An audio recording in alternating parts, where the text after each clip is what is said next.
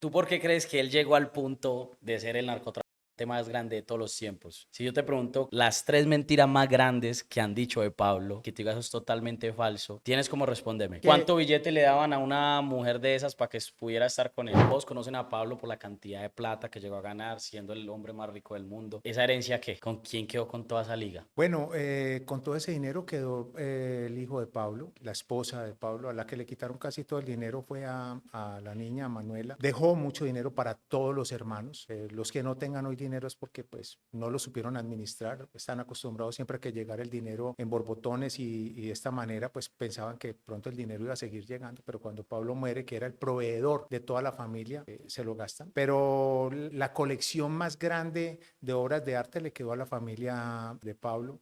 La colección más gigante de carros le quedó a Juan Pablo, el hijo de Pablo. Y así sucesivamente, casi todo el dinero le quedó a ellos. Yo no voy a decir que a todos nosotros no nos quedó algo de Pablo. A todos nos quedó un poco. A uno nos gusta trabajar, nos Mm, gusta hacerlo de nosotros, nos gusta lucharla para hacer un proyecto de vida totalmente diferente, diferenciador, ok. pero dinero hubo por miles y miles de millones. ¿Y a ti te tocó una tajada? A todo el mundo le tocó una tajada. Yo no conozco a nadie en Medellín que pueda decir, o al menos el 99%, que de una u otra manera no recibió plata de Pablo en un negocio. Si una casa valía 500.000 pesos en aquella época, se le iban a vender a Pablo, valía 1 millón. Entonces todo el mundo hizo economía a base de Pablo Escobar Gaviria. Entonces tú puedes vivir tranquilo, relajado, simplemente por las regalías de Pablo, por así decirlo. Bueno, yo te voy a decir algo.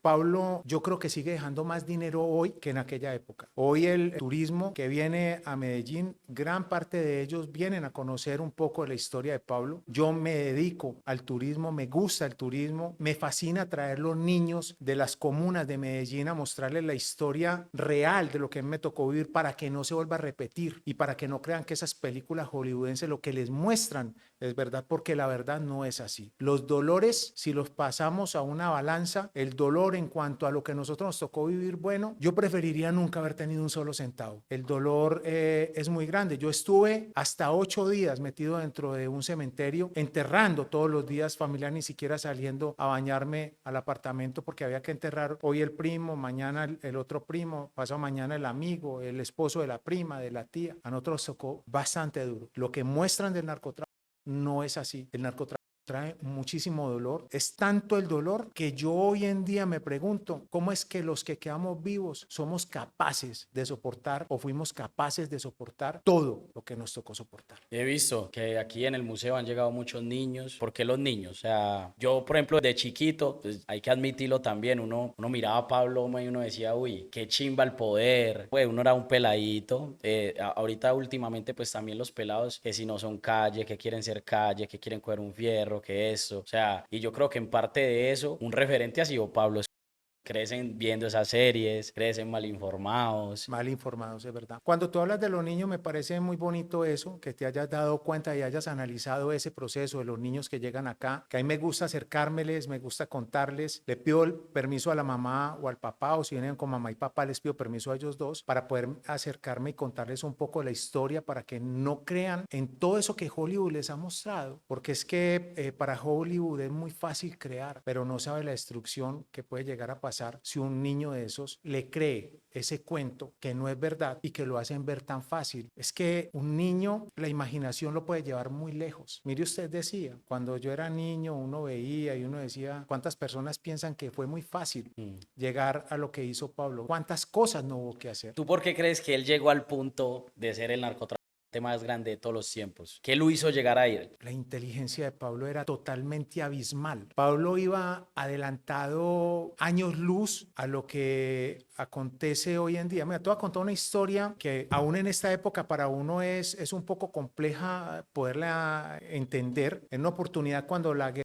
estaba un poco álgida, cuando había mucho problema, nos dan la opción de irnos a estudiar a Inglaterra o qué país queríamos de ir a estudiar. Yo escojo Suiza, yo me crié y estudié en Suiza y en una conversación con Pablo, en esas largas madrugadas, me dice, ¿usted sabe quién va a dominar el mundo en un futuro? Y yo le digo, no, tío, ¿quién? Los americanos. Y me dice, no, el futuro del mundo va a estar dominado por los musulmanes. Hablamos en aquella época, 1984, que no existía Google. Entonces empieza a pasar el tiempo, empiezan a pasar los años, yo me voy para Europa, estudio en Europa, regreso a Colombia y vuelvo a Europa y me empiezo a dar cuenta que el bullying hoy en día, dentro de los colegios franceses, suizos, alemanes, italianos, no lo hacen ellos mismos, ya son los musulmanes los que les hacen el bullying a ellos. Entonces, yo cuando vi eso que llegué allá, yo decía, uy, Dios mío, pero Pablo, ¿cómo hacía para ver más allá de lo que normalmente uno podría ver? O sea, yo incluso me fui para Suiza y nunca percibí eso, pero hoy si vos llegas a Europa, lo percibís en todas partes, están los musulmanes por todas partes regados, hay gente muy buena también de ellos, pero el bullying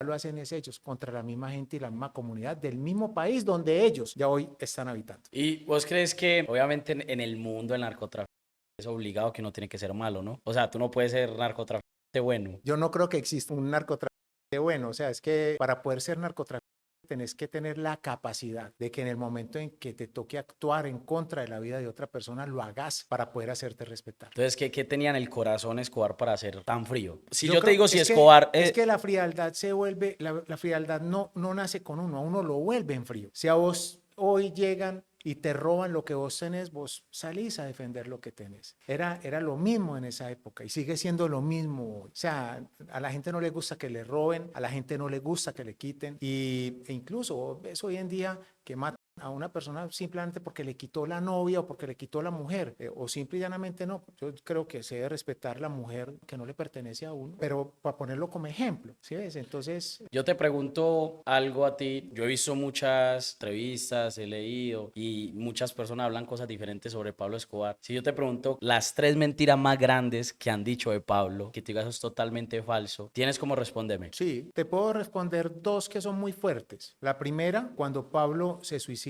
que no fue ni abatido ni absolutamente nada de eso. ¿Por qué se suicida? ¿Cómo sabes tú eso? A ver, nosotros hemos hecho un estudio, al menos yo lo he hecho muy concienzudamente. Yo incluso tengo todos los documentos legales de las necropsias de todas y cada una de las personas que murieron en la guerra, que pertenecieron a nuestra organización, a la organización de Pablo. Te voy a hacer una sola invitación. Mira el video de la muerte de Pablo y analiza dónde muere el Limón. Limón no muere dentro de la casa. Analiza una segunda cosa, el tiro que le pegan a Limón se lo pegan exactamente en la frente y está en caída, o sea que él estaba de rodillas, ya lo tenían frenado. ¿Quién entrega a Pablo? El Limón. Esa es la realidad. ¿Y por qué tiene tanta relevancia si murió él o si él se suicidó o lo mataron? ¿Por qué crees que tiene tanta relevancia? Para mí mucha, porque vos cuando llegabas donde Pablo siempre había un arma a disposición para vos para defenderte, te decían cuántos tiros tenía la pistola y te decían recuerde, Pablo, ese era el lema de Pablo, recuerde, el último tiro, oído derecho, salida oído izquierdo, eso no va a fallar, pero aquí no nos agarran a ninguno. Pablo decía a mí, jamás me van a colocar unas esposas. Pablo estaba, eso lo tenía dentro de su cabeza 100% seguro. Pero llegó a tener esposas varias veces. Los llegaron a esposar varias veces. Yo creo que una sola vez y fue la mujer que tuvo. Yo creo que fueron 2 veces en que lo tuvieron detenido, uno por ahí en el 77, 78 y la segunda que es la foto más famosa de él. La foto, esa foto original. Esa foto es original, esa foto es cuando lo capturan a él la segunda vez, que él sale riéndose. Yo creo ¿Y que es quién una de tiene las esa foto formas. original? Esa foto originalmente se montó dentro del libro de caricaturas de Pablo Emilio. Pero la foto original, ¿alguien la tiene actualmente? Eso tuvo que haber salido directamente de la cárcel, porque era la reseña, la cárcel de la reseña de la cárcel. Para mí es una foto muy fuerte. Primero que todo, si yo hubiese sido quien manejaba la policía y la cárcel en ese momento, jamás hubiese permitido que alguien saliera riéndose de esa manera. Es muy respetuosa contra el Estado, pero también mostraba el poder que él en ese momento tenía. Él ya sabía que iba a salir, por eso sonreía. Él siempre tenía todo milimétricamente calculado. Si esa foto yo la tuviera, la real, actualmente, ¿cuánto costaría esa foto? Si la pudieras vender. Yo creo que esa foto sería totalmente incalculable el valor. Es más, yo creo que sería imposible. Si ha venido gente bregando a buscar cosas de Pablo, cada uno de mí que se las venda. Yo no vendo absolutamente nada de lo que tengo de la simulación que hago dentro del Museo de lo de Pablo, pero yo creo que no habría con qué comprar. A un precio absurdo. Listo. 100%. Esa vendría siendo la primera mentira, desmentida. La segunda. La muerte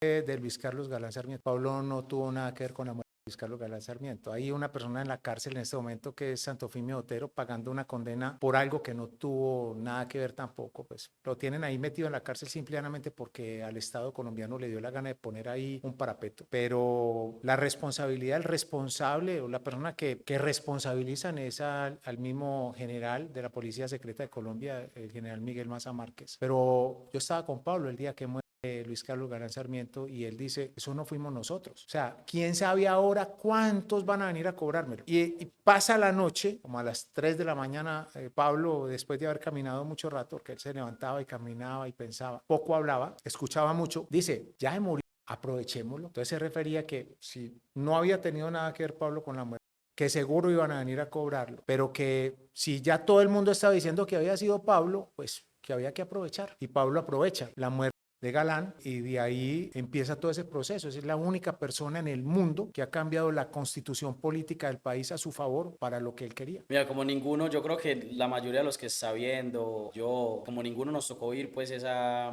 temporada de Pablo, yo creo que todo lo que sabemos de Pablo Escobar sabemos por lo que hemos leído y por las series. Entonces te voy a decir varias cosas de las series de las que yo he visto o varias cosas que habla la gente pues por ahí en la calle que uno dice, uy, ¿será verdad? Por ejemplo, lo de, si tú ves la serie, que él coge y le dice a la vieja, vaya pues espéreme en la cama, él sí pues podía hacer eso con una mujer. Pablo era demasiado respetuoso con las mujeres. O sea, no, pero sí le era infiel a la mujer. Por lógica, él cogía la revista Cromos y decidía cuál de todas esas mujeres que estaban ahí, él las quería y en qué orden. Y la mujer copiaba de ley. Lo que pasa es que, ¿cómo no te van a copiar si vos... O sea, Pero vos crees que por miedo o por plata. no, por billete. ¿Cuánto billete le daban a una mujer de esas para que pudiera estar con él?